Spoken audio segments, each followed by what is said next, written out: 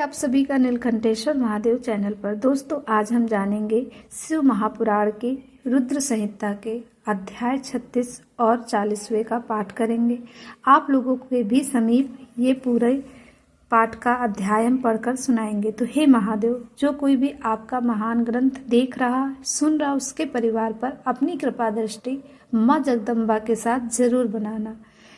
तो इस अध्याय में दोस्तों बताया गया है विष्णु द्वारा तुलसी के सील हरण का वर्णन, कुपित हुई तुलसी द्वारा विष्णु को श्राप, शंभु द्वारा तुलसी और शालिग्राम शिला के महत्व का वर्णन। फिर व्यास जी के पूछने पर सनत कुमार जी ने कहा, महर्षि, रणभूमि में आकाशवाणी को सुनकर जब देवेश्वर शंभु ने श्रीहरि को प्रेरित किया, तब वे तुरंत ही अपनी माया से ब्राह्मण का वेश धारण करके शंखचूड़ के पास जा पहुंचे और उन्होंने उससे परमोत्कृष्ट कवच मांग लिया। फिर शंखचूड़ का रूप बनाकर वे तुलसी के घर की ओर चले। वहां पहुंचकर उन्होंने तुलसी के महल के द्वार के निकट नगारा बजाया और जय जयकार से सुंदरी तुलसी को अपने आगमन की सूचना दी। उसे सुनकर सती साध्वी तुलसी ने बड़े आदर के साथ झरोखों के रास्ते राजमार्ग की ओर झांका और अपने पति को आया हुआ जानकर वह परमानंद में निमग्न हो गई। उसने तत्काल ही ब्राह्मणों को धन दान करके उससे मंगलाचार कराया और फिर अपना श्रृंगार किया।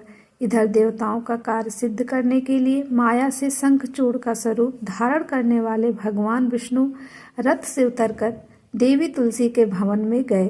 तुलसी ने पति रूप में आए हुए भगवान का पूजन किया, बहुत सी बातें की, तदंतर उनके साथ रमण किया। तब उस साध्वी ने सुख सामर्थ्य और आकर्षण में व्यतिक्रम देखकर सब पर विचार किया और संदेह उत्पन्न होने पर वह तू कौन है यो डांटती हुई बोली। तुलसी ने कहा, दुष्ट, मुझे शीघ्र बतला कि माया द्वारा मेरा उपभोग करने वाला तू कौन है? तूने मेरा सती तत्व नष्ट कर दिया। अभी तुझे श्राप देती हूँ। सनत कुमार जी कहते हैं, ब्राह्मण तुलसी का वचन सुनकर श्री हरि ने लीला पूर्वक अपनी परम मनोहर मूर्ति धारण कर ली। तब उस रूप को देखकर तुलसी ने लक्षणों से पहचान लिया कि ये साक्षात विष्णु हैं, परंतु उसका पति व्रत नष्ट हो चुका था, इसीलिए वह कुपित होकर विष्णु से कहने लगी। तुलसी ने कहा, हे विष्णु, तुम्हारा मन पत्थर के सदृश कठोर है, तुम में दया का लेस मात्र भी नहीं है। मेरे पति धर्म के भंग हो जाने से निश्चय ही मेरे स्वामी मारे गए। चूंकि तुम पाषाण दृश्य कठोर हृदय रहित हो और दुष्ट हो, इसीलिए अब तुम मेरे श्राप से पाषाण स्वरूप ही हो जाओ। सनत कुमार जी कहते हैं, मुने, यो कहकर शंखचूड़ की वह सती साध्वी पत्नी तुलसी फूट फूट कर रोने लगी और शोकार्त होकर बहुत तरह से विलाप करने लगी। इतने में वहां भक्त वत्सल भगवान शंकर प्रकट हो गए और उन्होंने समझाकर कहा, देवी, अब तुम दुख को दूर करने वाली मेरी बात सुनो और श्री हरि भी स्वस्थ मन से उसे श्रवण करें, क्योंकि तुम दोनों के लिए जो सुख कारक होगा वही मैं कहूँगा। भद्रे, तुमने जिस मनोरथ को लेकर तप किया था, यह उसी तपस्या का फल है।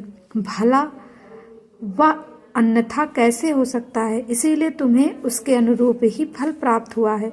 अब तुम इस शरीर को त्याग कर दिव्य देह धारण कर लो और लक्ष्मी के समान होकर नित्य श्रीहरि के साथ वैकुंठ में विहार करती रहो। तुम्हारा यह शरीर उत्तम, जिसे तुम छोड़ दोगी, नदी के रूप में परिवर्तित हो जाएगा। वह नदी भारतवर्ष में पुण्य रूपा गंडकी के नाम से प्रसिद्ध होगी। महादेवी, कुछ काल के पश्चात मेरे वर के प्रभाव से देव पूजन सामग्री में तुलसी का प्रधान स्थान हो जाएगा। सुंदरी, तुम स्वर्ग लोक में, मृत लोक में तथा पाताल में सदा श्रीहरि के निकट ही निवास करोगी और पुष्पों में श्रेष्ठ तुलसी का वृक्ष हो जाओगी। तुम वैकुंठ में दिव्य रूप धारणी वृक्षाधि राष्ट्री देवी बनकर सदा एकांत में श्री हरि के साथ क्रीड़ा करोगी। उधर भारतवर्ष में जो नदियों की अधिधाष्टि देवी होगी वह परम पुण्य प्रदान करने वाली होगी और श्री हरि के अंशभूत लवण सागर की पत्नी बनेगी तथा श्री हरि भी तुम्हारे श्रापवश पत्थर का रूप धारण करके भारत में गंडकी नदी के जल के निकट निवास करेंगे।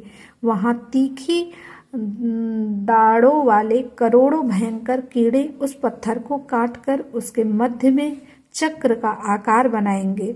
उसके भेद से वह अत्यंत पुण्य प्रदान करने वाली शालिग्राम शिला कहलाएगी और चक्र के भेद से उसका लक्ष्मी नारायण आदि भी नाम होगा।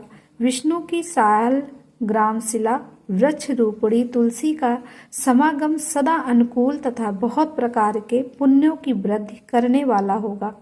भद्रे, जो शालिग्राम शिला के ऊपर से तुलसी पत्र को दूर करेगा उसे जन्म जन्मांतर में स्त्री वियोग की प्राप्ति होगी तथा जो शंख को दूर करके तुलसी पत्र को हटाएगा वह भी भार्याहीन होगा और 7 तक रोगी बना रहेगा। जो महाज्ञानी पुरुष शालिग्राम शिला, तुलसी और शंख को एकत्र रखकर उनकी रक्षा करता है वह श्री हरि का प्यारा होता है।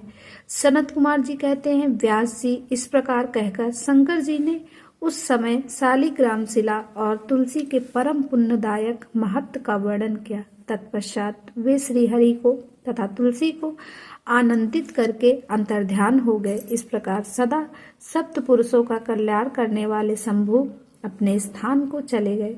इधर शंभु का कथन सुनकर तुलसी को बड़ी प्रसन्नता हुई। उसने अपने उस शरीर का परित्याग करके दिव्य रूप धारण कर लिया। तब कमलापति विष्णु उसे साथ लेकर वैकुंठ को चले गए।